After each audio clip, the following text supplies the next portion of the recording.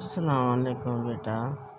मेरे पिछले महीने दो मेरा नाम नसरीन आ ते उन्होंने 2 वाश कराए थे। तुसीं हुण पूरे महीने की फीस दित्ती सी वो करवाई है। 6 तरीक का 12वां महीना, अज भी फीस जमा कराई।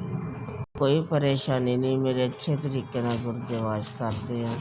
तुसीं पैसे जमा कराने मैनू गुर्दे मेरे वाश हो जाते। इसी फीस जमा कराई, कदी पैसे घट हुंदे सी, कदी हुंदे ही नहीं सी।